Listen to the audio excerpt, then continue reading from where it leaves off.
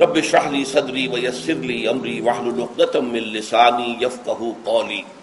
محترم حاضرین اور معزز خواتین، آپ کو معلوم ہے کہ آج عظمت رمضان اور عظمت صیام و قیام رمضان مبارک پر گفتگو ہوگی، تاکہ ہم لوگ ذہناً اور قلباً کچھ تیار ہو جائیں رمضان مبارک کی جو برکتیں ہیں ان سے صحیح طور پر مستفید ہونے کے لیے۔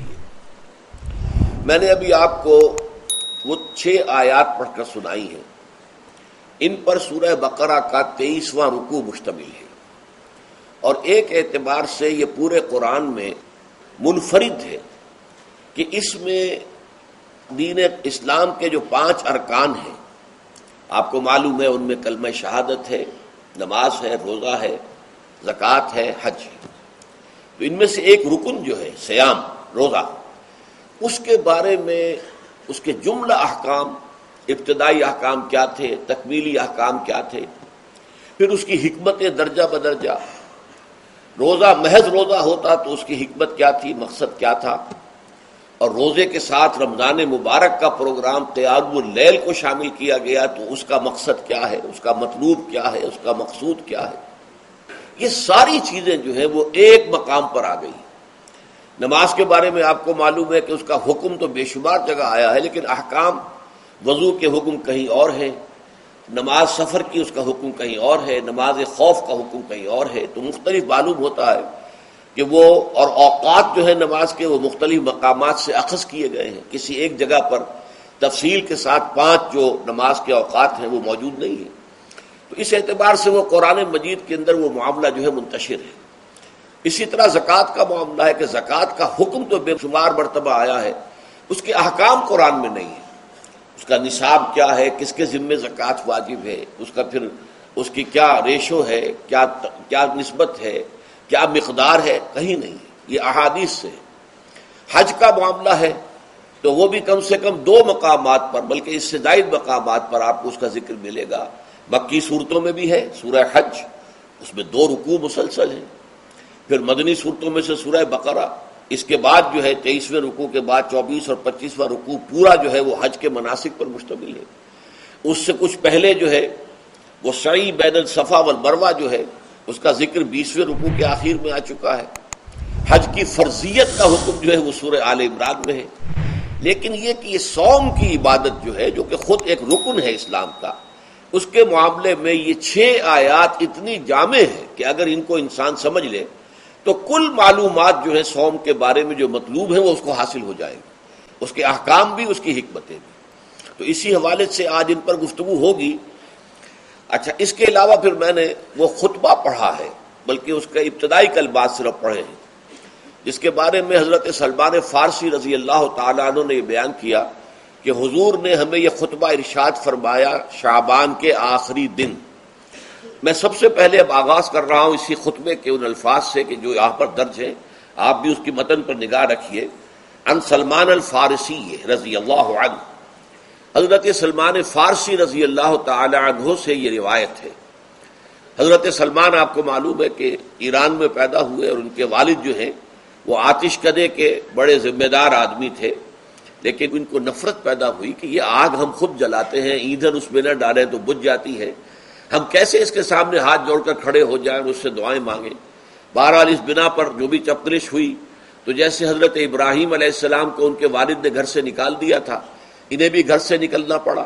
جیسے حضرت ابراہیم نے پھر ہجرت کی تھی اور وہ عراق سے جو ہے شام کی طرف منتقل ہوئے تھے، تو یہ ایران سے شام کی طرف منتقل ہوئے، وہاں جا کر انہوں نے عیسائیت کا مذہب اختیار کیا، راہبوں کے پاس رہے۔ آخری راہب جس کے پاس تھے زیر تربیت و تعلیم تھے، تو جب اس کے انتقال کا وقت آیا تو انہوں نے کہا کہ مجھے تو ابھی تشفی نہیں ہوئی پورے طور سے، آپ نے بہت کچھ سکھایا ہے، بہت کچھ سمجھایا ہے، اور میں نے آپ سے بہت کچھ فیض حاصل کیا ہے، لیکن ابھی تو مجھے تشفی نہیں ہوئی، اب آپ کا انتقال ہو رہا ہے، میں آپ کے بعد کس کے پاس جاؤں؟ تب انہوں نے کہا کہ میرا علم مجھے بتاتا ہے کہ نبی آخر الزمان کا ظہور اب قریب ہے، اور وہ جنوب میں کھجوروں کی سرزمین میں ہوگا، تو تم جاؤ، ٹرائی یور لک، جاؤ دیکھو شاید قسمت تمہیں ان کے قدموں میں پہنچا دے۔ تو وہ وہاں سے روانہ ہوئے ایک قافلے کے ساتھ، قافلے پر ڈاکوؤں نے حملہ کیا، انہیں پکڑ کر غلام بنا لیا، غلام بنا کر بیچ دیا. لیکن یہ دیکھیے قسمت ان کی کہ مدینے کے ایک یہودی نے خرید لیا. اب مدینے پہنچ گئے، اب وہاں خبریں انہیں مل رہی ہیں کہ مکے میں کسی صاحب نے دعویٰ کیا ہے نبوت کا، لیکن ان کے پاؤں میں تو غلامی کی بیڑیاں، یہ مکے تو نہیں جا سکتے. تو میں کہا کرتا ہوں کہ یہ اس شخص کی قسمت ہے کہ جیسے ہم کہتے ہیں کہ پیاسا کنویں کے پاس جایا کرتا ہے، کنواں تو پیاسے کے پاس نہیں آتا، لیکن یہاں کیا ہوا، کنواں چل کر پیاسے کے پاس پہنچا ہے. محمد الرسول اللہ صلی اللہ علیہ وسلم ہجرت فرما کر مدینے تشریف لے آئے. تب انہوں نے اپنے آقا سے ایک روز کچھ تھوڑی سی کھجوریں مانگی، لیں اور اجازت طلب کی اور جا کر حضور کی خدمت میں پیش کی، کیونکہ اس نے یہ بتایا تھا راہب نے کہ وہ ہدیہ تو قبول کر لیں گے، صدقات قبول نہیں کریں گے، صدقہ قبول نہیں کریں گے. تو اسی امتحان کے لیے جا کر حضور کی خدمت میں وہ کھجوریں پیش کی. حضور نے پوچھا کیا ہے، عرض کیا صدقہ، فرمایا نہیں میں صدقہ قبول نہیں کرتا، یہ غربا کا حق ہے، دے دو، تقسیم کر دو. پھر کچھ عرصے کے بعد پھر کچھ کھجوریں لی ہوں گی اپنے اس آقا سے، پھر پہنچے. پھر جب حضور نے پوچھا کیا ہے، عرض کیا کہ یہ ہدیہ. آپ نے فرمایا ہاں ٹھیک ہے، ہدیہ میں قبول کرتا ہوں. تو فوراً قدموں میں گر گئے، ایمان لے آئے. اور ان کا معاملہ جو ہے یہ بھی جان لیجئے کہ یہ فقراء صحابہ میں سے تھے جو کوئی کام نہیں کرتے تھے، ہمہ وقت حضور کے ساتھ رہنا. اور اس اعتبار سے حضور نے ان کے بارے میں یہ بھی کہا ہے کہ سلمان و منا من اہل البیت، سلمان جو ہے وہ ہمارے اہل بیت میں شامل ہے رضی اللہ تعالی عنہ. ان کی روایت ہے قال خطبنا رسول اللہ صلی اللہ علیہ وسلم، تو وہ فرماتے ہیں کہ ہمیں خطبہ ارشاد فرمایا نبی اکرم صلی اللہ علیہ وسلم نے شعبان کے آخری دن. فقال، اور فرمایا یا ایھا الناس، اے لوگو، قد اظلکم شہر عظیم، تم پر ایک عظمتوں والا مہینہ سایہ فگن ہو گیا ہے. ظل کہتے ہیں سائے کو، اظلکم تم پر سایہ فگن ہو گیا ہے، ایک بہت عظمتوں والا مہینہ. اب دیکھیں یہ وہی ہے بات جو انگریزی کے محاورے میں ہے کہ coming events cast their shadows before, آنے والے واقعات کا ایک سایہ سا پہلے سے پڑ جاتا ہے. تو ابھی مہینہ شروع نہیں ہوا رمضان مبارک کا، لیکن وہ آیا چاہتا ہے، تو گویا کہ اس کا ایک سایہ پہلے آ گیا ہے، جس کو حضور فرما رہے ہیں کہ تم پر سایہ کر لیا ہے ایک ایسے مہینے میں کہ جو بہت عظمتوں والا ہے. شہر مبارک، وہ مہینہ بہت برکتوں والا ہے. شہر فیہ لیلۃ خیر من الف شہر، یہ وہ مہینہ ہے کہ جس میں ایک رات وہ بھی ہے کہ جو 1000 مہینوں سے افضل ہے. اور یہ ظاہر بات ہے قرآن مجید کی صورت ہے مکمل، انا انزلناہ فی لیلۃ القدر وما ادراک ما لیلۃ القدر لیلۃ القدر خیر من الف شہر، اس کی طرف اشارہ ہے. اب اس کے بعد جو جملہ ہے جعل اللہ صیامہ فریضۃ، اللہ نے اس مہینے کا روزہ رکھنا فرض قرار دے دیا ہے. وقیام اللیل، ایک تو قیام اللیل کے لفظ پر غور کیجیے، اور اس کی راتوں کے دوران کھڑے رہنے کو تطوعاً آزاد مرضی پر چھوڑ دیا ہے. تو گویا کہ اس رمضان مبارک کے 2 پروگرام ہیں. ایک پروگرام دن سے متعلق ہے، وہ ہے روزہ، اور ایک قیام رات سے متعلق ہے، اور وہ ہے قیام اللیل. دن کا پروگرام فرض ہے، رات کا پروگرام فرض نہیں ہے، لیکن ایک طرح کی تشویق اور ترغیب، اس کے لیے جو ہے تحریص، یہ موجود ہے. ورنہ تو یہ ہے کہ ہر رات جو ہے اس میں تہجد آپ پڑھیں، رات کو کھڑے رہیں، وہ اللہ تعالیٰ کو بہت پسندیدہ ہے. تہجد حضور کے لیے تو فرض کے درجے میں رہی ہے، لیکن عام مسلمانوں پر فرض نہیں ہے. البتہ جو کوئی کر سکے ان کے لیے یقیناً بہت اعلیٰ مراتب ہے، بہت اونچے درجات ہیں. تو وہ تو کسی بھی شب میں پورے سال آپ کریں، لیکن اس کے لیے خاص طور پر چونکہ اہتمام کیا گیا، لہذا جعلہ کا جو فعل ہے اس کے مفعول میں جہاں یہ شامل ہے، نمبر 1 جعل اللہ صیامہ فریضۃ، روزہ رکھنا فرض قرار دے دیا، اور اس کی راتوں کو کھڑے رہنا یہ تمہاری مرضی پر چھوڑ دیا، اسے فرض نہیں کیا ہے. بس اس تمہید کے بعد اب میں شروع کروں گا استقبال رمضان کے ضمن میں روزے کی حکمتیں کیا ہیں، اس کے احکام کیا ہیں. نمبر 1، شریعت محمدی میں روزے کی تدریجی فرضیت. یہ جو تمہیدی مضمون ہے اس ضمن میں وہ بہت اہم ہے. پہلی بات یہ جان لیجئے کہ اہل عرب جو ہیں قریش بھی اہل مکہ اور قریش کے تابع بقیہ تمام بنی اسماعیل بھی، اور ان کے تابع جو بھی عرب میں دوسرے قبیلوں کے لوگ تھے کہ جو عربی تھے اور مشرک تھے، وہ سب اس کے اندر مراد ہیں۔ تو فرمایا گیا کہ ان لوگوں میں روزے کی عبادت معروف نہیں تھی۔ یا تو یہ ہے کہ حضرت ابراہیم علیہ السلام کے زمانے میں روزے کی عبادت تھی ہی نہیں، کیونکہ یہ لوگ اپنے قول کے مطابق ملت ابراہیم پر تھے، لیکن یہ ہے کہ بہرحال روزے کی عبادت سے ناآشنا تھے۔ کیا وجہ ہے یہ ہم نہیں جانتے۔ آپ کو معلوم ہے نماز سے وہ واقف تھے، اگرچہ اس کا حلیہ انہوں نے بگاڑ دیا تھا، تالیاں بجاتے تھے، سیٹیاں بجاتے تھے یہ، لیکن نماز کہتے تھے اسے نماز۔ طواف سے وہ واقف تھے، اگرچہ اس کے ضمن میں اتنی گھناؤنی حرکت بھی کی تھی کہ مرد اور عورتیں وہ بالکل برہنہ ہو کر طواف کرتے تھے، تو اسے بہت فضیلت والی بات سمجھتے تھے، بہت خدا رسیدگی کی بات سمجھتے تھے کہ کامل برہنہ ہو کر طواف کیا جائے، لیکن بہرحال طواف تھا۔ اسی طرح قیام عرفہ، قیام منی یہ بھی موجود تھے۔ تو حج کے بھی بہت سے ارکان جو ہیں وہ ان کے ہاں معروف تھے، اور ویسے خیرات و صدقات، چاہے زکوٰۃ ایک خاص نظام کے تحت نہیں تھی، لیکن زکوٰۃ و صدقات، بھوکوں کو کھانا کھلانا، یہ ان کے ہاں اعلیٰ اقدار میں یہ چیزیں شامل تھیں، اخلاقیات کے اونچے مقامات میں۔ کہ صوم کا ان کے ہاں قطعاً کوئی ذکر نہیں تھا، روزے کی عبادت جو ہے ان کے ہاں بالکل نہیں تھی۔ البتہ صوم کا لفظ موجود تھا، یہ لفظ وہ استعمال کرتے تھے اپنے گھوڑوں کے لیے، روزہ رکھواتے تھے گھوڑوں کو۔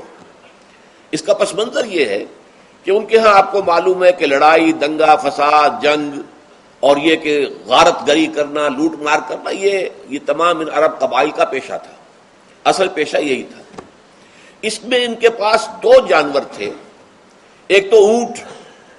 اونٹ جو ہے وہ ان کی جو آب و ہوا ہے اور ان کے جو حالات ہیں اس کے ساتھ پوری مطابقت رکھتا ہے، یعنی اسے کئی دن کھانے کو نہ ملے اسے پرواہ نہیں، ہفتہ بھر پانی نہ ملے اسے کوئی پرواہ نہیں۔ اس اعتبار سے دھوپ کی کتنی ہی جو ہے تپش ہو، اونٹ کو کچھ نہیں کہتی، لیکن یہ کہ وہ سست رفتار جانور ہے۔ لڑائی کے لیے، جنگ کے لیے، خاص طور پر غارت گری جہاں کرنی ہو، جہاں جا کر گویا کہ ڈاکہ مارنا، پھر دوڑنا ہے، بھاگنا ہے، واپس جانا ہے، تو انہیں گھوڑے کی ضرورت ہوتی تھی جو سریع الرفتار ہے، لیکن گھوڑے میں یہ اوصاف نہیں تھے۔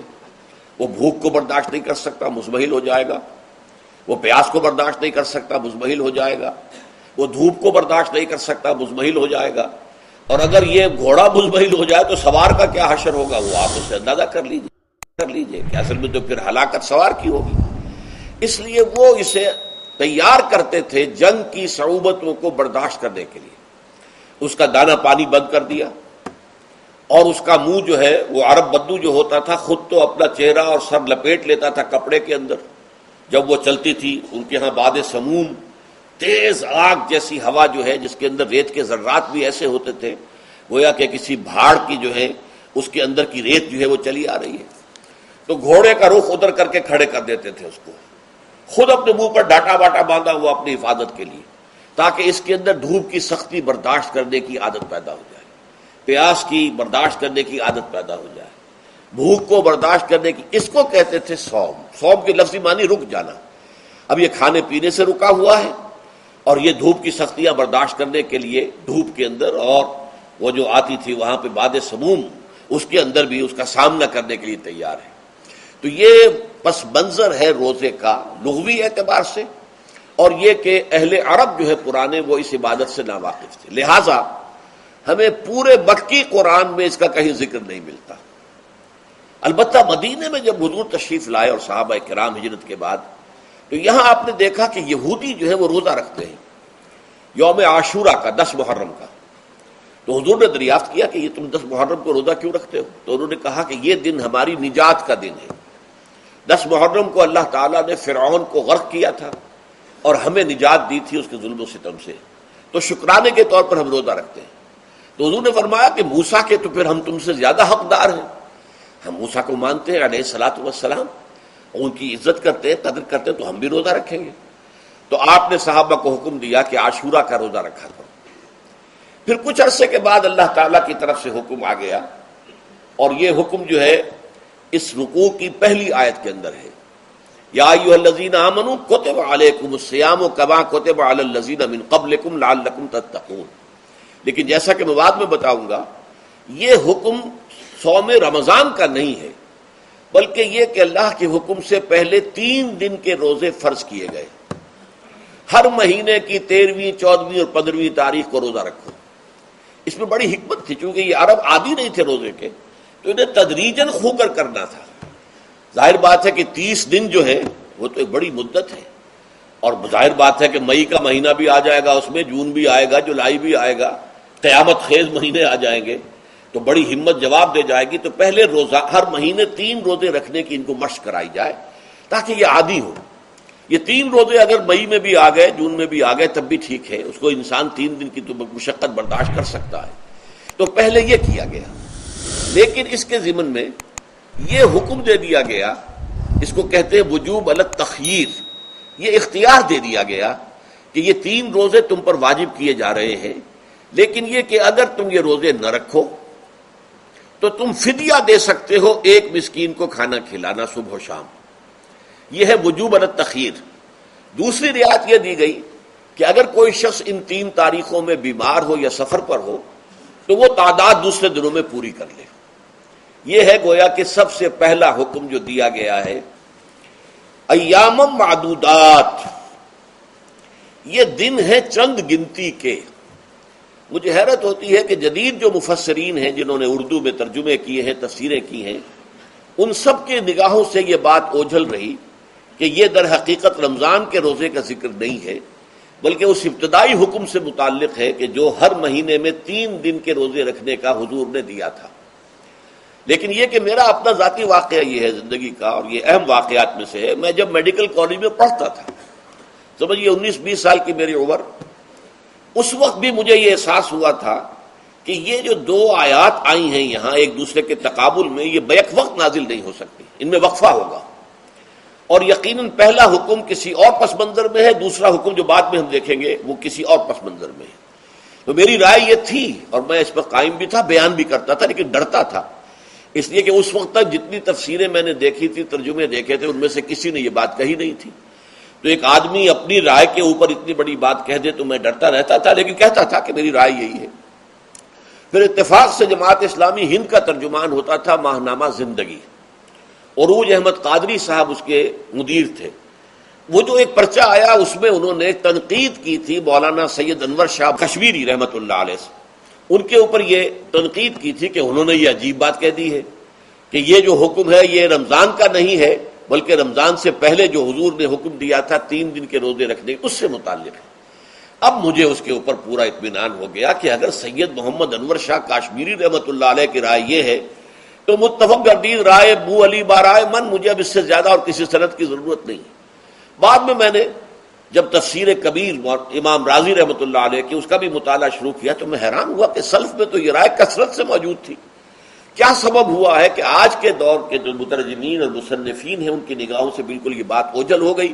اس معاملے کو میں حل آج تک نہیں کر سکا، لیکن اب میں پورے تیقن سے آپ سے کہہ رہا ہوں کہ یہ جو پہلی 2 آیتیں ہیں ان کا تعلق صوم رمضان سے نہیں ہے، بلکہ ان کا تعلق ہے وہ 3 دن کی۔ اس کی سب سے بڑی دلیل اس کے اندر موجود ہے ایام معدودات، گنتی کے چند دن۔ اب 30 یا 29 دن جو ہے وہ گنتی کے چند دن نہیں ہو سکتے، وہ اچھی بڑی تعداد ہے۔ پھر یہ ہے کہ یہ معدودات جو ہے اس کو کہا جاتا ہے جمع قلت، یہ زیادہ سے زیادہ 9 پر اس کا اطلاق ہوتا ہے، اس وزن پر جو جمع آتی ہے۔ اور اس میں جو ہے خود قرآن مجید میں حج کے سلسلے میں منا کے قیام کے ضمن میں الفاظ آئے ہیں ایام معدودات، فمن تعجل فی یومین فلا اسم علیہ ومن تاخر فلا اسم علیہ۔ منا میں قیام ہے گنتی کے چند دن، تو جو 2 دن ہی میں جلدی کر کے وہاں سے واپس ہو جائے اس پہ بھی کوئی اس گناہ نہیں ہے، اور جو مؤخر کر کے 3 دن پورے کرے اس پر بھی کوئی گناہ نہیں۔ تو وہاں پر بھی نظیر موجود ہے کہ 2 یا 3 دن پر اس کا اطلاق ہو رہا ہے۔ تو یہاں پر ایام معدودات سے لازماً یہ مراد ہے کہ یہ 3 دن جو ہے ہر مہینے میں 13ویں، 14ویں، 15ویں، در حقیقت اس روزے سے متعلق یہ آیت آ رہی ہے۔ اور یہ بھی نوٹ کر لیجئے کہ رمضان کے روزے کی فرضیت کے بعد بھی حضور کا معمول اور آپ کے صحابہ کا، اور جو بھی ہمارے ہاں اتباع کرتے ہیں حضور صلی اللہ علیہ وسلم کا نوافل میں بھی ان کا یہ معمول ہے۔ ہر مہینے میں یہ 3 روزے حضور بعد بھی رکھتے تھے، اور آپ کے بہت سے صحابہ رکھتے تھے، اور آج بھی ہمارے ہاں بہت سے لوگ جو دیندار ہیں اور جن کے اندر یہ جذبہ ہے اتباع سنت کا، وہ رکھتے ہیں 13ویں 14ویں اور 15ویں تاریخوں کا۔ ان کو ایام 20 کہتے ہیں، اس کی راتیں روشن ہوتی ہیں، 13ویں رات، 14ویں رات، 15ویں رات۔ چاند جو ہے اس کے اندر آپ کو معلوم ہوتا ہے 14ویں کو تو مکمل ہوتا ہی ہے، 13ویں اور 15ویں کا بھی تقریباً مکمل ہے۔ تو ایام 20 کے روزے جو ہیں بعد میں بھی برقرار رہے ہیں، لیکن نفلاً، فرض اس کے بعد جو ہے وہ رمضان کے روزے ہو گئے۔ تو ایام معدودات یہ دن ہیں گنتی کے۔ فمن کان منکم مریضا او علی سفر فعدۃ من ایام اخر، تو جو کوئی بھی تم میں سے ہو بیمار یا سفر پر تو وہ تعداد پوری کر لے دوسرے دنوں میں۔ گویا کہ ایک تو یہ رعایت ہو گئی، دوسری رعایت وعلی الذین یطیقونہ فدیۃ طعام مسکین، اور ان لوگوں کے ذمے کے جو اس کی طاقت رکھتے ہوں، یعنی مریض بھی نہیں ہے، صحت مند ہے، روزہ رکھ سکتے ہیں، سفر بھی نہیں ہے، سفر پر نہیں ہے، مقیم ہے، روزہ رکھ سکتے ہیں، پھر بھی نہ رکھیں تو ان کے لیے بھی ایک اختیار، اسی لیے میں نے لفظ استعمال کیا تھا وجوب علی التخییر، واجب تو ہے لیکن اس میں ایک اختیار دے دیا گیا ہے۔ وہ اختیار کیا ہے؟ فدیۃ طعام مسکین، تو پھر یہ ہے کہ ایک مسکین کو کھانا کھلا دینا۔ فدیہ کہتے ہیں کسی چیز کا بدل ہو جائے، جیسے کہ جنگی مجرم ہے، اس کا فدیہ ہے، گویا کہ اس کو دے کر وہ پھر آزاد ہو جائے گا، فدیہ اس کو کہتے ہیں۔ ففدیۃ طعام مسکین، لیکن یہ ہے کہ فمن تطوع خیرا فهو خیر اللہ، اور جو نیکی سے خیر کرنا چاہے مزید تو وہ اس کے لیے بہتر ہے، ایک کے بجائے 2 کو کھلائے، 3 کو کھلائے، 4 کو کھلائے، 10 کو کھلائے، تو یہ تو ترغیب ہے، لیکن کم سے کم ایک مسکین کو کھانا کھلانا 2 وقت کا۔ وَأَن تَصُومُوا خَيْرٌ لَكُمْ، اب دیکھیے یہ لفظ بول رہے ہیں، اگر تم روزہ رکھو تو یہ تمہارے حق میں بہتر ہے، یعنی اگرچہ اختیار تمہیں دے دیا ہے، اختیار یہ ہے کہ روزہ رکھو، اگر نہ رکھو تو فدیہ دے دو ایک مسکین کا کھانا، لیکن اگر تم روزہ رکھو، ان کنتم تعلمون، اگر حقیقت میں تم علم رکھتے ہو کہ روزے کے اندر کیا کیا برکات ہیں، تو تمہیں روزہ لازماً رکھنا چاہیے۔ تشویق اور ترغیب موجود ہے، لیکن یہ کہ اس کی فرضیت یا وجوب نہیں ہے۔ یہ تھا ابتدائی حکم روزے کے ضمن میں۔ اب اس کے بعد اگلی آیت جو ہے اس کے بھی پہلے حصے کو مت پڑھیے، شہر رمضان الذی انزل فیہ القرآن، اس کے بارے میں تو بعد میں گفتگو ہوگی، بینات من الہدی والفرقان، لیکن اگلا جملہ فمن شہد منکم الشہر فلیصم، اب یہ رمضان کے روزے کی فرضیت کا حکم آیا ہے۔ رمضان کا مہینہ وہ ہے جس میں قرآن نازل کیا گیا، اس کے بارے میں جیسا کہ میں نے عرض کیا پھر بعد میں عرض کروں گا، لیکن جو شخص بھی تم میں سے موجود ہو اس مہینے میں، اپنے گھر میں موجود ہے، اپنے شہر میں موجود ہے، سفر پر نہیں ہے، یا یہ ہے کہ جو شخص بھی اس مہینے کو پائے، اس کی زندگی میں یہ مہینہ آ جائے، یہ برکتوں کا ایک موقع اسے مزید حاصل ہو جائے، فلیصم، یہ امر کا صیغہ ہے، یہ وجوب ہے مطلقاً۔ اب اس میں جو 2 رعایتیں پہلے دی گئی تھی ان میں سے ایک کو برقرار رکھا، وَمَنْ كَانَ مَرِيضًا أَوْ عَلَى سَفَرٍ فَعِدَّةٌ مِّنْ أَيَّامٍ أُخَرَ، یہی وہ الفاظ ہیں جن کی بنا پر میرا گمان اس وقت بھی یہ تھا کہ یہ 2 بیک وقت نازل نہیں ہو سکتی آیات، یہ جو تکرار ہے بے معنی تکرار ہو جائے گی پھر اگر ایک ہی وقت میں نازل ہو رہی ہو، اور قرآن مجید کی فصاحت اور بلاغت سے یہ چیز بعید ہے کہ وہاں پر اس طرح کی تکرار بلا سبب ہو رہی ہو۔ قرآن میں اور بہت سی آیات ہیں جن میں کہ آپ کو معلوم ہے کہ پورا رکوع ہے سورہ مزمل کا، جس میں قیام اللیل کا حکم ہے، پھر اسی کے آخر میں وہ آیت شامل کر دی گئی ہے جو کم سے کم 1 سال بعد نازل ہوئی ہے، جس میں کہ رات کے قیام کا وجوب ختم کر دیا گیا، اور صرف یہ کہ جتنا بھی تم سے ممکن ہو سکا کرو، ضروری نہیں ہے کہ تہائی شب ہو، آدھی ہو، 2 تہائی ہو، جتنا بھی ممکن ہو قرآن پڑھا کرو رات کو، گویا کہ وہ فرضیت جو تھی قیام اللیل کی وہ ختم ہو گئی۔ تو اس حوالے سے وہ جو ناسخ ہے، منسوخ کرنے والی آیت بھی اس کے ساتھ ہی رکھ دی گئی ہے، تاکہ وہ جو اصل حکم تھا وہ بھی برقرار سامنے رہے، اور جس نے آ کر اسے منسوخ کیا وہ بھی برقرار رہے اور سامنے رہے۔ اسی طرح یہاں پر بھی یہ حکم آیا، کتنے عرصے کے بعد آیا یہ مجھے معلوم نہیں، لیکن یہ کچھ عرصے کے بعد آیا ہے کہ رمضان کا مہینہ وہ ہے کہ جس میں قرآن نازل کیا گیا ہے۔ اب جو شخص بھی اس مہینے کو پائے اس پر لازم ہے کہ اس کے روزے رکھے۔ ہاں، من کان مریضا او علی سفر، جو شخص ہو مریض، بیمار ہو یا سفر پر ہو، فعدۃ من ایام اخر، تو وہ تعداد پوری کر لے دوسرے دنوں میں۔ یرید اللہ بکم اليسر ولا یرید بکم العسر، اللہ تمہارے ساتھ آسانی چاہتا ہے، سختی نہیں چاہتا۔ یہ اصل میں کیوں کہا ہے، اس کی وجہ سمجھ لیجئے۔ آج بھی آپ کو اپنے ہاں ایسے لوگ مل جائیں گے جن کا تقویٰ کا تصور اتنا غلط ہو گیا ہے کہ 104 درجے کا بخار ہے، روزہ چھوڑنے کو تیار نہیں۔ بھلے آدمیوں، اللہ نے تمہیں ایک رخصت دی ہوئی ہے تو خام خواہ اپنے اوپر یہ شدت کیوں لے رہے ہو؟ لیکن لیتے ہیں، روزہ چھوڑنے کو تیار، روزہ قضا نہیں کروں گا۔ سفر پر جا رہے ہیں اور روزہ قضا کرنے کو تیار نہیں۔ ایک موقع پر ایک غزوے کے دوران ایسا ہوا کہ کچھ لوگوں نے روزہ رکھا ہوا تھا، لیکن وہ اتنے یوں سمجھیے مزمحل ہو گئے کہ جب پڑاؤ پر پہنچے تو جن کا روزہ نہیں تھا انہوں نے تو بڑی چاق و چوبند طریقے سے خیمے نصب کیے، سارا بندوبست کیا، اور یہ جا کر بے سود ہو کر بے ہوش ہو کر گر پڑے۔ تو حضور نے فرمایا ان کو دیکھ کر، لیس من البر الصیام فی السفر، سفر میں روزہ رکھنا یہ کوئی نیکی کا کام نہیں ہے، یہ نیکی کا غلط تصور ہے کہ جو تم نے اپنے اختیار کر لیا۔ یہ تمہارے اندر تشدد پسندی پیدا ہو رہی ہے۔ دین کے احکام میں جو مقصد ہے وہ کیا ہے؟ یرید اللہ بکم الیسر ولا یرید بکم العسر۔ اسی پر عمل کرتے ہوئے حضور نے فرمایا ہے کہ جو بھی علماء دین ہیں یا جو رہنمایان دین ہیں ان کا کام کیا ہے؟ آپ نے فرمایا یسروا ولا تعسروا، دیکھو آسانیاں پیدا کرو، سختیاں پیدا نہ کرو۔ دین میں سختیاں پیدا کرنا بھی وہ اسر اور اغلال بن جاتا ہے کہ جس کو رفع کرنے کے لیے اور جس سے لوگوں کو، یہودیوں کو اور تمام اہل کتاب کو نجات دینے کے لیے اللہ تعالیٰ نے اپنے رسول محمد صلی اللہ علیہ وسلم کو بھیجا۔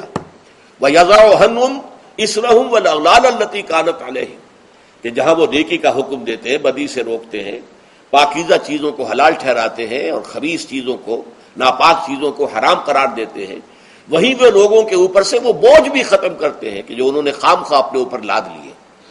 تو ان میں سے یہ بھی ہے کہ یہ نیکی کا کام نہیں ہے کہ آپ سفر میں ہیں اور روزہ رکھ رہے ہیں۔ یرید اللہ بکم الیسر ولا یرید بکم العسر وَلِتُكْمِلُوا الْعِدَّةَ، لیکن یہ بات واضح رہے کہ اب تمہارے لیے تعداد کو پورا کرنا لازم ہے۔ یہ نہیں ہے کہ آپ اس کی جگہ پر فدیہ دے دیں تو بات پوری ہو جائے گی، نہیں۔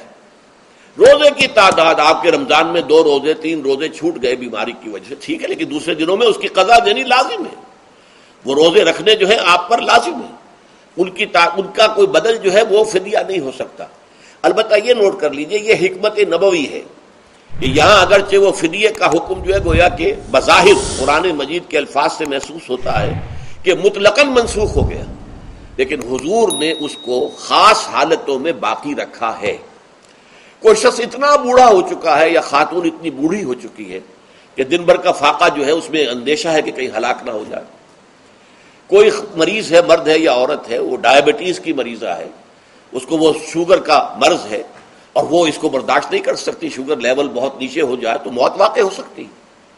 کوئی ایسا مریض ہے جس کو مرض سے شفا پانے کی اب کوئی امید ہے ہی نہیں کہ میں مرض سے شفا پا جاؤں گا یا پا جاؤں گی تو اس کے بعد میں روزہ مکمل کر دوں گی، نہیں۔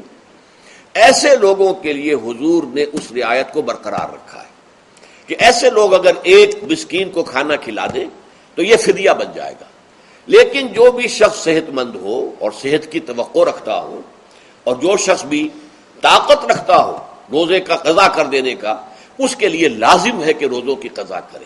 وَلِتُكْمِلُوا الْعِدَّةَ وَلِتُكَبِّرُوا اللَّهَ عَلَىٰ مَا هَدَاكُمْ، اور تاکہ تم اللہ کی کبریائی کا اعلان کرو اس چیز پر کہ جو اس نے تمہیں ہدایت عطا فرمائی ہے۔ اب اس کا ایک تو ظاہر ہے کہ جب روزے ختم ہوتے ہیں عید الفطر میں، تکبیر، اضافی تکبیرات کے ساتھ 2 رکعتیں ہیں جو ہم ادا کرتے ہیں۔ احناف کے نزدیک 6 اضافی تکبیرات ہیں اور اہل حدیث کے نزدیک 12 ہیں، لیکن تکبیرات ہیں اضافی۔ اور یہ کہ جاتے ہوئے اور آتے ہوئے عید کے لیے آپ جا رہے ہیں تو تکبیرات پڑھتے ہوئے جائیے، واپس آ رہے ہیں تکبیر پڑھتے ہوئے آئیے، اور یہ بھی کہ جاتے ہوئے راستہ کوئی اور، آتے ہوئے راستہ کوئی اور اختیار کیجئے تاکہ پورا شہر، پوری بستی جو ہے تکبیر کی آواز سے گونج جائے۔ یہ ظاہر ہے۔ باطن اس کا کیا ہوگا؟ اللہ کی کبریائی کا اعلان کرو، اللہ کی کبریائی کو نافذ کرنے کی کوشش کرو۔ جب اللہ نے تمہیں ہدایت دے دی ہے، تمہیں اپنے دین حق سے نواز دیا ہے، اب تمہارا فرض ہے کہ اس کو قائم کرو، اس کے لیے جد و جہد کرو، اس کے لیے تن من دھن لگاؤ، اس کے لیے جان اور مال سے جہاد کرو۔ وَلِتُكَبِّرُوا اللَّهَ عَلَىٰ مَا هَدَاكُمْ وَلَعَلَّكُمْ تَشْكُرُونَ، اور تاکہ تم واقعتاً شکر کرو۔ اس پر بھی گفتگو بعد میں ہوگی۔ یہ حکمت صوم کے حوالے سے ہے یہ لفظ اس کے بعد جو ہے ایک آیت چھوڑ کر پھر اگلی 5ویں آیت پڑھیے. یہ ہے تکمیلی احکام. ابتدائی احکام آ گئے. نمبر 2 میں صوم رمضان کا حکم آ گیا. نمبر 3 پر ہوا کیا تھا کہ جب روزوں کا حکم دیا گیا تو چونکہ مثال آپ نے رکھی تھی یہود کی کہ یہود جو ہے عاشورہ کا روزہ رکھتے ہیں تو ہم بھی کیوں نہ رکھیں، مسلمانوں تم بھی رکھو. اس سے گمان یہ کیا گیا کہ جو احکام یہود کی شریعت میں ہیں روزے کے، شاید وہی ہماری شریعت میں بھی ہے. اور ان کی شریعت میں یہ تھا کہ رات کو سو گئے تو روزہ شروع ہو گیا، اور وہ روزہ اب نہ کوئی سحری ہے نہ رات میں کے دوران کوئی میاں اور بیوی جو ہے وہ ہم بستری کر سکتے ہیں، بلکہ یہ کہ وہ روزہ صبح سے لے کر پھر جب رات کے بعد صبح آئے گی، صبح سے پھر دوپہر اور شام اور غروب آفتاب پر جا کر روزہ ختم ہوگا. گویا کہ کم و بیش 20 گھنٹے کا روزہ یا 21 گھنٹے کا روزہ، کیونکہ اگر غروب آفتاب کے 3 گھنٹے کے بعد آدمی سو گیا تو وہاں سے جو روزہ شروع ہوا ہے تو غروب آفتاب پر اگلے روز جو ہے وہ ختم ہوگا، تو ہو جائے گا 20-21 گھنٹے کا روزہ. یہ روزے کا حکم لوگوں نے سمجھا، اس کی صراحت کوئی نہیں تھی. لیکن لوگ جو ہے چونکہ صراحت منفی بھی نہیں تھی مثبت بھی نہیں تھی، لہذا وہ رات کے وقت میں جب جو دن ہوتے تھے روزوں کے، ان کی راتوں میں وہ اپنی جو بھی ایک طبعی ضرورت ہے، جو ہم بستری ہے میاں اور بیوی کی، شوہر اور بیوی کی، وہ کر گزرتے تھے. جذبات کے اندر جو بھی اس وقت ان کی احتیاج ہوئی، دل میں کھٹک رہتی تھی کہ پتہ نہیں ہم نے یہ صحیح کام کیا نہیں کیا، غلط کیا. تو اس سے یہ کہ ظاہر بات ہے کہ پھر قرآن مجید اسے قرار دے رہا ہے اپنے آپ سے خیانت کرنا. جب انسان اپنے ضمیر کے خلاف کوئی بات کر رہا ہو تو چاہے وہ بات صحیح ہے لیکن وہ اسے گناہ سمجھ کے کر رہا ہے تو اس نے تو گناہ کیا. وہ اپنے آپ سے تو خیانت کر رہا ہے. ایک شخص ہے وہ بکری کا گوشت کھا رہا ہے لیکن سمجھتا یہ کہ یہ سور کا گوشت ہے، تو اس نے تو سور ہی کا کھایا نا، اس نے بکری کا تو نہیں کھایا، لیکن اس نے سمجھا یہ کہ یہ سور کا گوشت اور کھا رہا ہے. تو اس حوالے سے ایک دغدغہ سا دل میں رہتا تھا، پریشانی. تو اب جو یہ 5ویں آیت ہے، طویل ترین آیت ہے اس سلسلے کی، اس میں روزے کے تکمیلی احکام آ گئے جو ابدی ہیں، آج تک قائم ہیں اور قیامت تک قائم رہیں گے. فرمایا احل لکم لیلۃ الصیام الرفث الی نسائکم، اے مسلمانوں روزے کی راتوں میں تمہارے لیے حلال کر دیا گیا ہے اپنی بیویوں سے اپنی خواہش کا پورا کرنا. رفث الی نسائکم ہن لباس لکم وانتم لباس لہن، وہ تمہارے لیے بمنزلہ لباس ہیں. جیسے لباس کے اور انسان کے بدن کے درمیان کوئی حجاب نہیں ہوتا، ایسے ہی شوہر اور بیوی کے درمیان بھی کوئی حجاب نہیں رہتا. ہن لباس لکم وانتم لباس لہن. اور ویسے بھی ایک معنی میں کہ جیسے لباس آپ کو گرمی کی شدت سے بچاتا ہے، ورنہ ہو سکتا ہے کہ تیز دھوپ جو ہے جو عرب میں ہوتی تھی وہ تو آپ کی کھالوں کو جلا دے، تو یہ حفاظت کا ایک ذریعہ بھی ہے. اسی طریقے سے شوہر کے لیے بیوی اپنی عفت و عصمت کو برقرار رکھنے کے لیے ایک ذریعہ ہے کہ کہیں حرام میں منہ نہ مارے. بیوی موجود ہے، حلال ذریعے سے اپنی خواہش پوری کرے. اور بیوی کے لیے شوہر اسی طریقے سے ایک ڈھال بن جاتا ہے کہ اسے خام خواہ ادھر ادھر دیکھنے کا کوئی خیال بھی کبھی نہ آئے، اس کی جو بھی نفسانی خواہش ہے اس کی شوہر پورا کر رہا ہے. تو اس اعتبار سے بھی ہن لباس لکم وانتم لباس لہن. علم اللہ انکم کنتم تختانون انفسکم، اللہ کے علم میں ہے کہ تم اپنے آپ سے خیانت کر رہے تھے. اس کی وضاحت میں پہلے کر چکا ہوں کہ دل میں یہ دغدغہ تھا کہ یہ حرام کام اور کر رہے ہیں. یہ گویا کہ اپنے آپ سے خیانت، اللہ سے بغاوت نہیں تھی. کیوں کہ اللہ تعالیٰ کی طرف سے تو حکم تمہیں معلوم تھا ہی نہیں ابھی، آیا اس کی اجازت ہے یا نہیں ہے، لیکن اپنے آپ سے تو خیانت کر رہے ہو نا. تم یہ سمجھ رہے تھے کہ یہ نہیں ہونا چاہیے، یہ گویا کہ ممنوع ہے اور کر رہے تھے. تو اس کو کہا کہ تم اپنے آپ سے خیانت کر رہے تھے. علم اللہ انکم کنتم تختانون انفسکم فتاب علیکم، تو اللہ نے تم پر اپنی رحمت اور مغفرت کے ساتھ توجہ فرمائی. یعنی جو کچھ اب تک ہو چکا ہے اسے اللہ نے معاف کر دیا، اسے صاف کر دیا، کلین سلیٹ. اب تمہارا جو اعمال نامہ ہے اس میں اس طرح کا اگر کوئی عمل درج ہو گیا ہے تو وہ اللہ نے صاف کر دیا ہے. وعفا عنکم، اور تمہیں معاف بھی کر دیا ہے. فالآن باشروہن، تو اب تم ان کے ساتھ جو بھی تعلق زن و شو ہے اس کو اختیار کر سکتے ہو. فالآن باشروہن وابتغوا ما كتب اللہ لکم، اور حاصل کرو وہ کچھ اللہ نے تمہارے لیے لکھ دیا ہے. یہ تعلق زن و شے سے دو چیزیں ہیں کہ جو مقصود ہیں. ایک تو سب جانتے ہیں اولاد، ہر انسان کی خواہش ہوتی ہے کہ میری نسل کا تسلسل باقی رہے. لیکن نمبر 2 ایک شے اور ہے، قرآن مجید میں بیان کیا گیا، بولے تسکنو الیہا، اس میں ایک سکون ہے، اس میں جو بھی ہے، جو بھی عمل ہے مباشرت کا، اس میں ایک اعصابی طور پر سکون کی کیفیت انسان کو حاصل ہوتی ہے، تو یہ بھی مطلوب و مقصود ہے۔ تو ما کتب اللہ لکم، تمہارے لیے اللہ نے اس میں ایک تو اولاد کا معاملہ رکھ دیا ہے اور ایک تمہارے لیے سکون کا، لتسکنو الیہا، تاکہ تم ان کی طرف توجہ کر کے سکون حاصل کرو۔ فالآن باشروہن وابتغوا ما کتب اللہ لکم وکلوا واشربوا، اب سحری کا حکم آ گیا، وَكُلُوا وَاشْرَبُوا حَتَّى يَتَبَيَّنَ لَكُمُ الْخَيْطُ الْأَبْيَضُ مِنَ الْخَيْطِ الْأَسْوَدِ مِنَ الْفَجْرِ، اور کھاتے رہو اور پیتے رہو یہاں تک کہ تمہارے لیے فجر کے وقت کے اعتبار سے سفید ڈوری سیاہ ڈوری سے بالکل علیحدہ ہو جائے۔ اصل میں اس کو بعض صحابہ نے تو سمجھا کہ یہ لغوی معنی اس کے لیے کہ آپ اپنے تکیے میں ایک سفید دھاگا رکھ لیا اور ایک کالا رکھ لیا، اور دیکھتے رہتے تھے، جب یہ سفید اور کالا علیحدہ علیحدہ نظر آنے لگے تو پھر روزے کا رکھنے کا وقت شروع ہو چکا اور اب کھانا پینا بند کر دیا جائے۔ فرمایا گیا یہ مراد نہیں ہے، یہ جب پاؤں پھٹتی ہے تو اس کے اندر ایک سفید سی لکیر جو ہے افق کے اوپر آتی ہے، یہ ہے مراد، کہ وہ جو سفید لکیر ہے وہ ظاہر ہو جائے اور وہ رات کے اختتام کا گویا کہ ایک اعلان اور علم بن جائے۔ تو وَكُلُوا وَاشْرَبُوا، اب اس کی جو ہے بڑی تاکید کی گئی ہے، تسحروا فإن فی السحور برکۃ، سحری ضرور کیا کرو، اور یہ در حقیقت برکت کا ذریعہ ہے۔ یہ بھی آپ نے فرمایا ہمارے اور یہود کے روزے کے مابین جو فرق ہے وہ سحری ہے۔ یہ سحری چونکہ روزہ جو ہے وہ فجر سے لے کر اور غروب آفتاب تک ہے، طلوع آفتاب سے نہیں، فجر سے، جبکہ وہ سپیدہ سحر جس کو ہم کہتے ہیں نمودار ہو جائے، طلوع آفتاب تو ابھی 1.5 گھنٹے بعد ہوگا کہیں جا کر، لیکن اس وقت جو ہے روزہ شروع، غروب آفتاب پر ختم۔ اس حوالے سے اس سے پہلے کھانا پینا، اور اس میں بھی فرمایا گیا کہ بعض لوگ بہت زیادہ احتیاط کرتے ہیں، وہ صحیح نہیں ہے، اس لیے کہ فجر کے لیے اذان جب دیتے تھے تو اس میں بعض حضرات ذرا جلدی کرتے تھے، حضور نے فرمایا کہ نہیں دیکھو یہ ذرا جلدی کر دیتے ہیں، اگر تم میں سے کسی کے ہاتھ میں پیالہ ہے، ابھی وہ کچھ کھا رہا ہے، اذان ہو گئی ہے، تو وہ اپنا پیالہ پورا کر لے، اس میں بھی تشدد کی ضرورت نہیں، جیسے کہ اس سے پہلے ہم پڑھ چکے یسروا ولا تعسروا، یرید اللہ بکم الیسر ولا یرید بکم العسر، اللہ تمہارے ساتھ آسانی چاہتا ہے، سختی نہیں چاہتا۔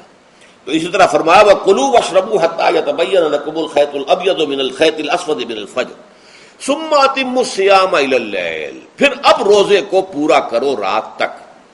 إِلَى اللَّيْلِ میں پھر بڑی بحثیں ہوئی ہیں، اس لفظ کی مناسبت سے اہل تشیع اس کے قائل ہیں کہ جبکہ خوب اندھیرا ہو جائے، لیکن اہل سنت کا اجماع ہے کہ غروب آفتاب اس سے مراد ہے، اس لیے کہ آغاز رات کا غروب آفتاب کے ساتھ ہے، اور اس میں بھی احادیث کے اندر آیا ہے کہ تعجیل کرنی چاہیے۔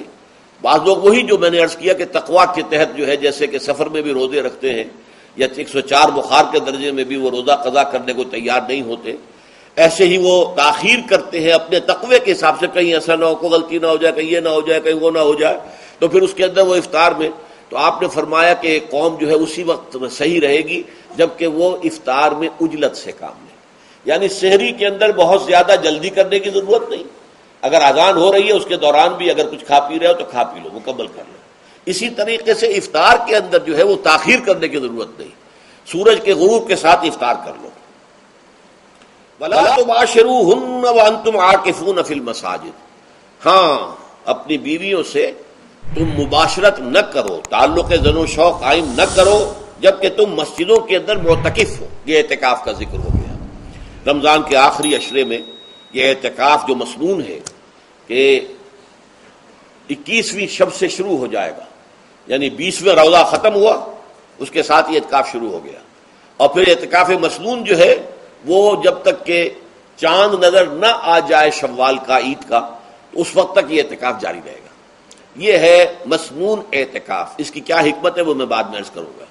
تو یہ حکمت جو ہے اس کے حوالے سے گفتگو بعد میں ہو جائے گی، لیکن یہاں یہ بتا دیا گیا کہ یہ جو رمضان کی 20 راتوں میں اجازت دی گئی ہے اپنی بیویوں کے ساتھ ہم بستری کی، وہ اس معتکف کے لیے نہیں ہے جو مسجد میں معتکف ہے، تو ہاں اس کی اہلیہ آ سکتی ہے وہاں ملاقات کے لیے، کسی مشورہ کوئی کرنا ہے بہت ضروری ہے، آ جائے، ملاقات ہو سکتی ہے، لیکن یہ کہ مباشرت نہیں ہو سکتی، وہ حرام ہے۔ فرمایا وَلَا تُبَاشِرُوهُنَّ، وانتم عاکفون فی المساجد تلک حدود اللہ، یہ اللہ کی حدود ہیں، شریعت اسلامی کی یہ حدود ہیں، فلا تقربوها، تو ان کے قریب تک مت جاؤ۔ قرآن مجید میں اس اعتبار سے دو انداز تعبیر ہے کہ اللہ کی حدود ہے فلا تعتدوها، یہ اللہ کی حدود ہے، ان سے تجاوز نہ کرو، اس حد کو پھلانگ نہ جاؤ، اس حد سے آگے نہ گزر جاؤ۔ یہاں ہے تقربوها، اللہ تعالیٰ کی حدود کے قریب تک نہ جاؤ۔ اس کی وجہ ایک حدیث میں بیان کر دی گئی ہے کہ جیسے ہر بادشاہ کی ایک چراگاہ ہوتی ہے، وہ صرف شاہی جو بھی جانور ہیں ان کے، یا گھوڑے ہیں یا کوئی اور ہیں، ان کے چرنے کے لیے ہے، وہاں پہ کوئی رعایت کا کوئی آدمی اپنی بھیڑ بکریاں وغیرہ نہیں لے جا سکتا۔ وہ حما کہلاتا تھا کہ یہ شاہ کے لیے مخصوص ہے، لکل ملک حمن وحم اللہ محارمہ، اللہ بھی بادشاہ ہے کائنات کا، ارض و سما کا، اس نے بھی جن چیزوں کو حرام کر دیا ہے وہ حما ہے، اس میں داخل نہیں ہونا تمہیں۔ تو فرمایا کہ جو چرواہا اپنی بھیڑوں کو بالکل اس کی آخری حد تک لے جائے گا تو اندیشہ ہے کہ کوئی بھیڑ کوئی بکری چھلانگ لگائے اور اس چراگاہ میں داخل ہو جائے۔ اس لیے کیپ ایٹ اے ڈسٹینس، ایک فاصلے پر رہو۔ احتیاط کا تقاضا یہ ہے کہ اس آخری حد کے قریب نہ جاؤ، فلا تقربوها، اس کے قریب نہ جاؤ۔ ان حدود کی تو سختی کے ساتھ پابندی کرنی ہے۔ ان کے لیے یہ ہے کہ ان کو نہ صرف یہ کہ ان سے تجاوز نہیں کرنا، بلکہ ان سے ذرا کچھ فاصلے ہی پر اپنے آپ کو رکھنا ہے۔ کذالک یبین اللہ آیاتہ للناس، اسی طریقے سے اللہ تعالیٰ واضح کرتا ہے اپنی آیات کو لوگوں کے لیے، وَلَعَلَّهُمْ يَتَّقُونَ، اور تاکہ وہ پھر تقویٰ کریں، بچیں۔ جب احکام معلوم ہو گئے اب بچنا آسان ہے، جب احکام معلوم نہیں تو اندیشہ ہے کہ کہیں کسی حرام کے اندر جو ہے وہ ملوث ہو جائے۔ جیسے کہ ایک حدیث میں آتا ہے کہ الحلال بین والحرام بین وبینہما مشتبہات، حلال کیا ہے یہ بھی واضح ہے، حرام کیا ہے یہ بھی واضح ہے، البتہ ان دونوں کے مابین کچھ چیزیں ہوتی ہیں متشابہات، پتہ نہیں حلال ہے کہ حرام ہے، تو تم بچو، ان چیزوں سے بھی بچو، اس لیے کہ اس کے اندر حرام ہونے کا اندیشہ ہے نا، لہذا ان سے بھی بچو۔ جو صریحاً حلال ہے اسی پر اکتفا کرو، جن کے بارے میں تعین نہیں ہو پا رہا ہے کہ وہ حلال ہے، البتہ یہ بھی ثابت نہیں ہو رہا کہ وہ حرام ہے، تو ان سے یہ تقویٰ کا تقاضا ہے۔ اگرچہ قانونی اعتبار سے یہ کہا جائے گا کہ وہ مباح ہے، جس شے کی حرمت کا ثبوت ہمیں کتاب اللہ اور سنت رسول سے نہ ملے وہ مباح ہے، لیکن یہ ہے کہ تقویٰ کا تقاضا یہ ہے، قانون کا تقاضا یہ کہ مباح کو آپ اختیار کریں گے تو آپ پر گرفت نہیں ہوگی، اس لیے کہ اس کی حرمت ثابت نہیں ہے، لیکن تقویٰ کا تقاضا یہ ہے کہ آپ صرف اس شے پر اکتفا کریں کہ جس کے حلال ہونے کے لیے ثبوت اور دلیل موجود ہے۔ تو یہ ہے کہ تلک حدود اللہ فلا تقربوها کذالک یبین اللہ لکم آیاتہ للناس لعلہم یتقون۔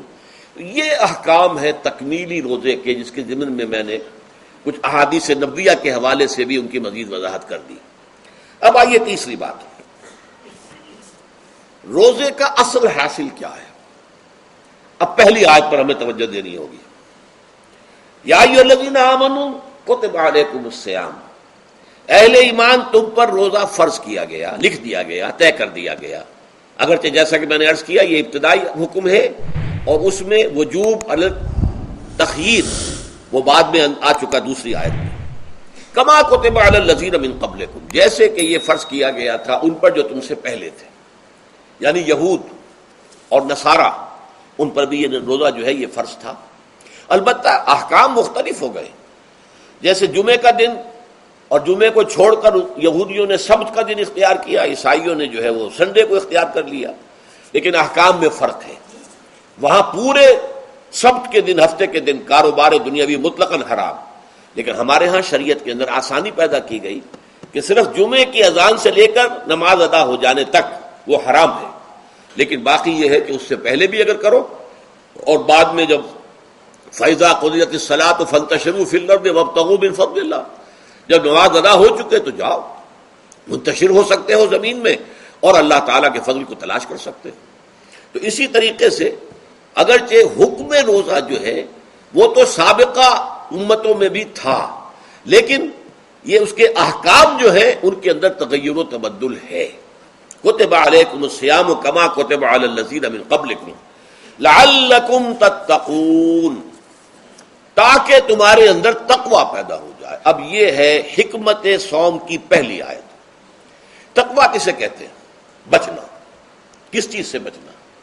اللہ نے جو چیزیں حرام کی ان سے بچنا، اللہ کے احکام کو توڑنے سے بچنا. دیکھیے یہ لفظ جو ہے اس کا مادہ ہے وا، قاف اور یا. وقا. وقا یقی کے معنی ہے کسی کو بچانا.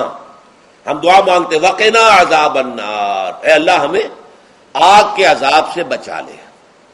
لیکن اتقا بنتا ہے باب افتعال، واو تے میں شامل ہو گئی تو اتقا، اور اسی سے تقوی ہے.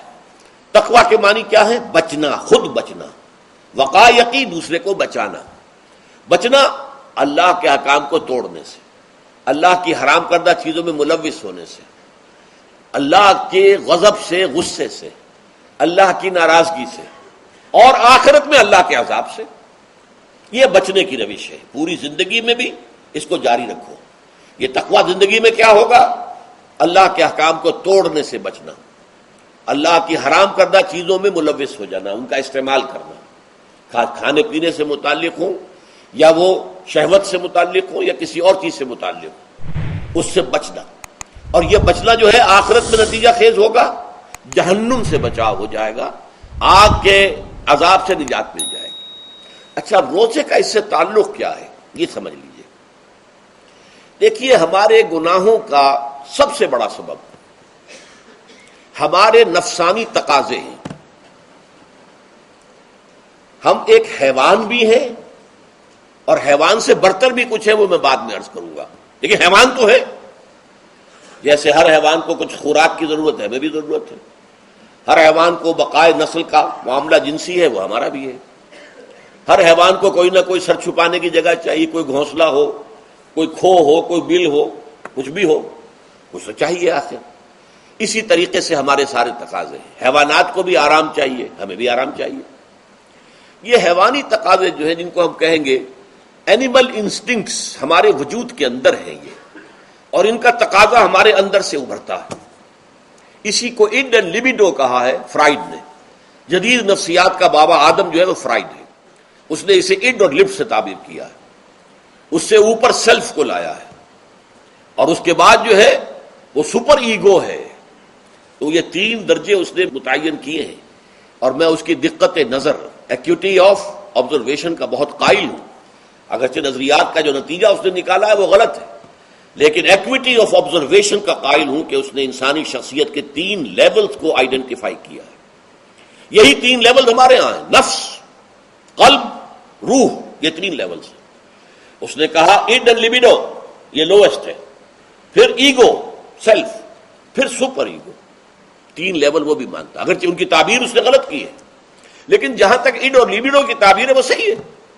وہ حیوانی تقاضے. اچھا ان حیوانی تقاضوں کے بارے میں یہ بات بالکل واضح رہنی چاہیے کہ یہ اندھے بہرے ہیں. انہیں صرف اپنی گریٹیفیکیشن، اپنے تسکین سے جو ہے ساری بحث ہے. اس سے کوئی غرض نہیں کہ حلال ذریعے سے ہو، حرام ذریعے سے ہو. پیٹ کھانے کو مانگتا ہے بھوک کے اندر.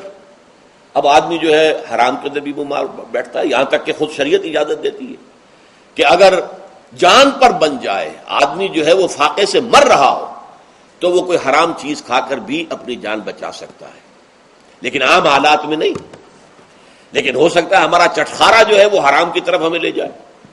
کسی کو واقعتاً اللہ نہ کرے کہ سور کے گوشت کا چسکا لگ جائے، وہ اس کے بغیر بچتا ہی نہیں، کھاتا ہے. شراب کی عادت ہو گئی، پیتا ہے. یہ نہیں. تو ہمارا پیٹ مانگتا ہے، اور اسے اس سے غرض نہیں کہ حلال سے کھایا ہے یا حرام سے کھایا.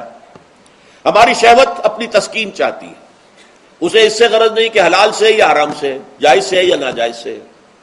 اسی طریقے سے ہمارے تمام تقاضے جو حیوانی ہیں، ایک تو یہ کہ بہت زوردار ہیں، اور چونکہ وہ اندھے بہرے ہیں لہذا جو قرآن میں کہا گیا ان النفس لامارۃ بالسوء، یہ نفس تو بدی کا حکم دیتا ہی ہے.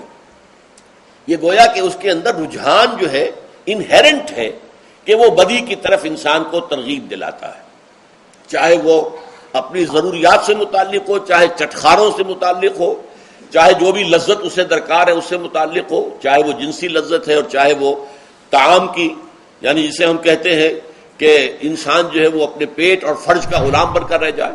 اس لیے کہ جو تقاضا بھی آیا ہے اس کو وہ پورا کر رہا ہے۔ یہ جو کیفیت انسان کی ہے، اس کے لیے ایک مشق جو ہے وہ روزہ فراہم کرتا ہے۔ روزے کے آپ نے 12، 13، 14 گھنٹے کا بھی روزہ ہوتا ہے، بعض جگہوں پر 16، 17 گھنٹے کا روزہ ہوتا ہے۔ اس عرصے میں آپ اپنے نفس کو حلال چیزوں سے بھی روکے رکھتے ہیں۔ اس منہ زور گھوڑے کو جو ہے آپ اس کی لگام کس کر رکھتے ہیں کہ حلال بھی نہیں کھانے دے رہے۔ بھوک لگی ہوئی ہے، کھانا بہترین موجود ہے، نہیں کھا سکتے، اللہ کا حکم نہیں ہے، اللہ کی اجازت نہیں۔ شدید پیاس ہے، بہترین مشروبات فریج میں رکھی ہوئی ہے، نہیں کھا سکتے، نہیں پی سکتے، جائز نہیں ہے، حالانکہ حلال ہے، حرام نہیں ہے۔ بیوی موجود ہے، یا جیسے کہ لونڈیوں کا معاملہ ہوتا تھا، لونڈی موجود ہے، لیکن نہیں، آپ اپنی شہوت جو ہے وہ اس سے پوری نہیں کر سکتے۔ یہ پابندیاں نفس کے اوپر لگانا، یہ ایک مشق ہے، یہ ایک ریاضت ہے۔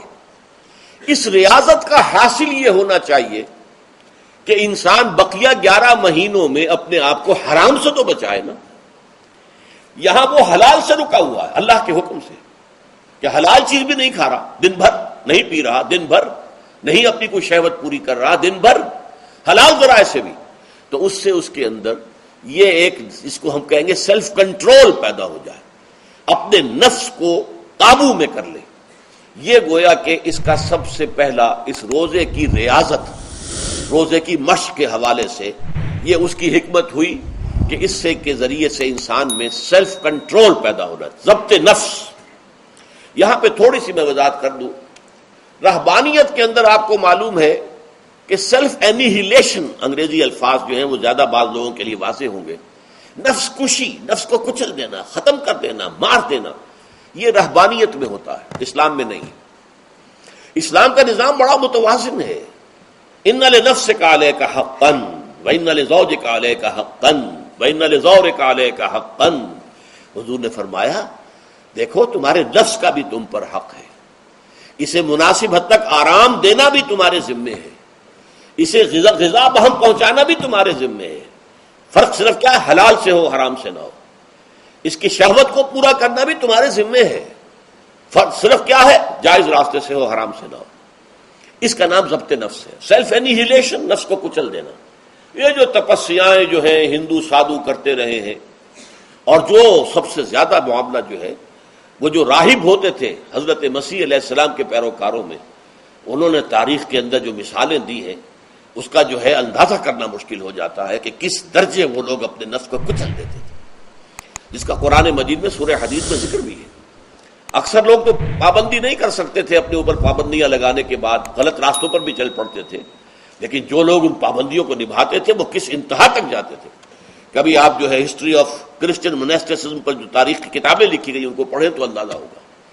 مولانا مودودی نے تفہیم القرآن میں اس کا کچھ حوالے دیے ہیں، اور واقعہ یہ کہ رونگٹے کھڑے ہو جاتے ہیں انسان پر کہ اس درجے میں انہوں نے اپنے نفس کو کچلا تھا۔ ہمارے صوفیہ کے ہاں بھی بعض ایسی روایات صحیح ہیں یا غلط ہے بیان کی جاتی ہیں، لیکن اسلام کا اصل معاملہ کیا ہے، توازن، اعتدال۔ تمہارے نفس کا بھی تم پر حق ہے، ان لنفسک علیک حقا، تمہاری بیوی کا بھی تم پر حق ہے، وان لزوجک علیک حقا، اور تمہارا جو بھی کوئی ملاقاتی آئے، کوئی دوست ہے، اس کا بھی زورک علیک حق ہو، زیارت کرنے کے لیے کوئی آیا اس کا بھی حق ہے، ان کے حقوق ادا کرو۔ حضرت عبداللہ ابن عمرو بن العاص رضی اللہ تعالی عنہما صحابہ کرام میں اس اعتبار سے بہت ممیز تھے کہ ان پر عبادت جو ہے، عبادت گزاری کا اتنا غلبہ ہو گیا تھا، ہر روز روزہ رکھتے تھے اور رات کو پوری رات کھڑے رہتے تھے۔ حضور کو اطلاع دی گئی، حضور نے طلب کیا فوراً، آپ نے فرمایا یا عبداللہ الم نخبر، کیا ہمیں یہ خبر نہیں دی گئی انک تصوم الدہر وتقوم اللیل، کہ تو ہمیشہ رات کو کھڑا رہتا ہے نماز میں اور ہر روز روزہ رکھتا ہے۔ اب ظاہر بات ہے حضور کے حضور میں جھوٹ کیسے بولتے، ویسے بھی جھوٹ بولنے کا سوال نہیں صحابہ کے لیے، تو عرض کیا بلا یا رسول اللہ ایسی ہے تو صحیح ہے۔ فرمایا لا تفعل، ہرگز ایسا مت کرو، فإن لنفسک علیک حقا وإن لزوجک علیک حقا وإن لزورک علیک حقا، تمہارے نفس کا بھی تم پر حق ہے، روزہ رکھو بھی اور افطار بھی کرو۔ بہترین روزہ جو ہے وہ حضرت داؤد علیہ السلام کا تھا، ایک دن روزہ رکھتے تھے، ایک دن افطار کرتے تھے۔ لیکن یہ ہے کہ آپ ہفتے میں 2 دن روزے حضور کے ہیں، سوموار کو اور جمعرات کو، مہینے میں 3 روزے یہ ہیں، اس میں گویا کہ سنت پر عمل بھی ہو جائے گا. لیکن یہ کہ ہمیشہ روزہ رکھنا، بلکہ یہاں تک کہا گیا ما ساما من سامت دہر، جو ہمیشہ روزہ رکھتا ہے اس نے کوئی روزہ رکھا ہی نہیں. کیا مطلب؟ یہ تو اس نے اپنی ہیبٹس بدل لی ہے. ہیبٹس ہو گئی ہیں یہ کہ سارا دن بھر نہیں کھانا، صبح کھانا شام کو کھانا، بس. یہ تو اس نے اپنی ہیبٹ بدل لی ہے، روزہ ہیبٹ بن گیا اس کا. ما ساما من سامت دہر، جس نے ہمیشہ روزہ رکھا اس نے کوئی روزہ رکھا ہی نہیں. اس لیے کہ روزہ تو در حقیقت اس شخص پر شاخ گزرتا ہے جس کو عادت ہے دن میں کھانا کھانے کی، اس کو دن کے اندر 3 کھانے کھانے کی عادت ہے، تبھی تو وہ شاخ گزرے گا. اگر وہ عادت ہی آپ نے بدل لی ہے تو ظاہر بات ہے کہ پھر روزے کی جو برکت ہے وہ تو ظاہر نہیں ہوگی. تو بہرحال اس اعتبار سے غور کیجئے کہ یہ پہلا حکم جو ہے روزے کا، لعلکم تتقون، تاکہ تمہارے اندر تقوی پیدا ہو جائے، اپنے نفس پر کنٹرول پیدا ہو.